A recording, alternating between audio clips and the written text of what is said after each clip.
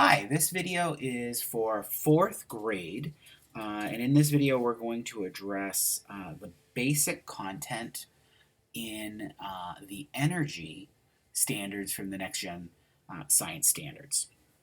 And there will be another video that addresses the standards specifically. This is on the basic content. So the unit is about energy, so certainly one of the definitions is going to be on energy. And if you look up energy either in a dictionary or even in a scientific sort of dictionary, you end up with this definition. Energy is the ability to do work. So the next logical question then would be, what is the definition of work? This is not the everyday usage of the word work. This is the scientific usage of the word work. And if you look that up, you end up with something like work is the transfer of energy. Well, if these things seem kind of circular, they certainly are. These definitions really don't tell me what energy actually is, just that if I have it, I can do work, and when I do work, I transfer energy from, I guess, one thing to another. These are pretty typical definitions, and actually finding a good definition of energy is kind of tough. It's a really hard thing to define. So what we end up doing mostly is showing examples of energy. Now there is an alternate set of definitions that I like to think of when I talk about energy and work, and that is the following. Energy is the capacity to cause change. So if an object can change its environment or can change its place within the environment, then it's demonstrating it has energy. Again, this doesn't exactly tell me what energy is, but I think it leads us down the right path. Work is the process of transferring this capacity with a force. A little bit different than the other definition, but I think hopefully as we go through the slides, we will understand these a little bit better. In the world of physics, energy is still fairly a new concept. It's a little over 100 years old. Isaac Newton, for example, had no concept of this term. It wasn't used in a physics capacity. Now, a few decades might seem like a long time for us, but in the world of physics, that is very new. Physics has been around for thousands of years, so this concept is still, in some ways, being developed. So let's talk about some examples of energy, because this is where we really start to see how this can play out in our everyday life. So scientists typically clump energy into two categories. And when we start to make categories, sometimes it's a slippery slope because we want to try to classify everything. And we can, I think, lose the point of what we're trying to do. So I'm going to keep the examples fairly short. The two bins, the two categories for energy as either kinetic or potential. So kinetic you can think of as the energy of motion. So if something is moving, it is certainly demonstrating it has kinetic energy. If an object is moving, it has kinetic energy. And it also means that we don't have to always look at the big. We can look at the small. So the particles that make something up, if they're moving, and they are, have energy, and we talk about that as being like thermal energy. The definition of temperature, for example, is actually the average kinetic energy of the particles that make up an object. So we can look at the micro scale, that's really, really tiny, or the macro scale, the really, really big.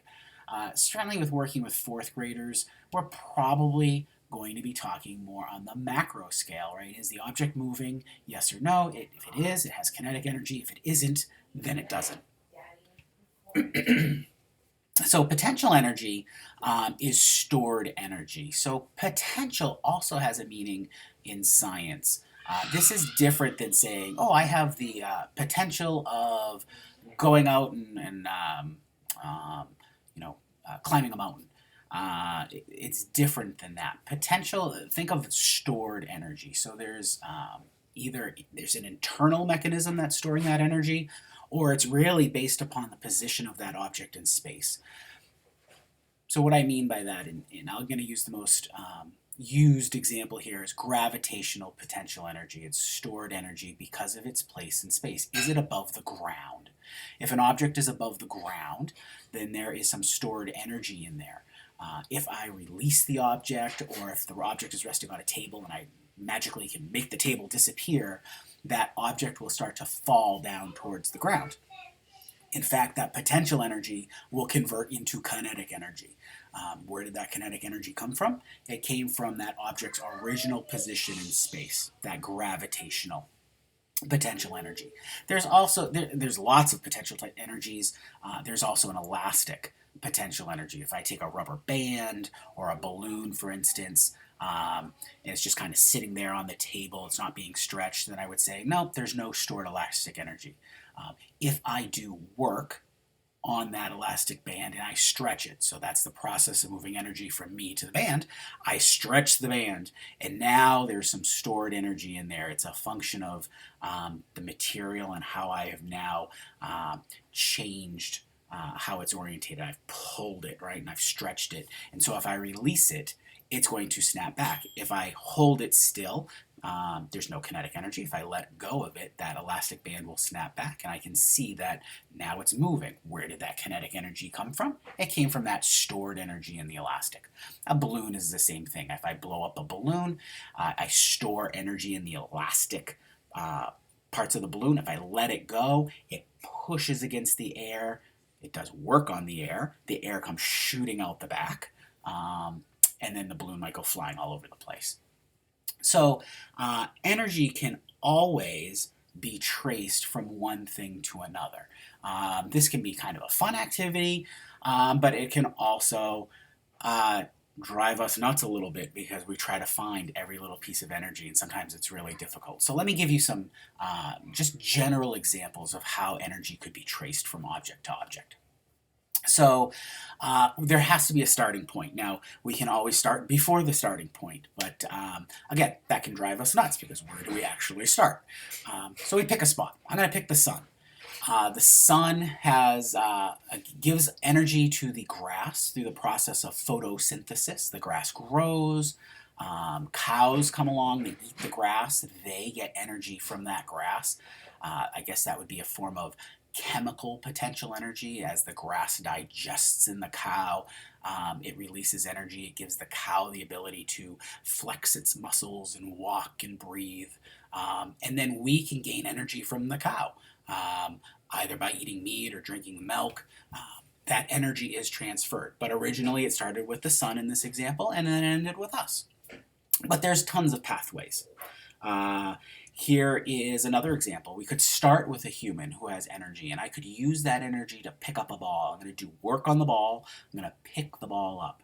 Then I'm going to throw the ball. I push the ball through space. So again, I'm doing work on it. It goes flying through space, and it strikes a bottle. And so that energy is going to transfer, right? It started with me, it transferred to the ball, but now the ball is going to transfer some of that energy to the bottle, and the bottle might go flying through the air. The ball might still be moving, right? So some of it broke off and is now in the bottle, some of it's still in the ball, and eventually they go flying through the air and they might strike the ground.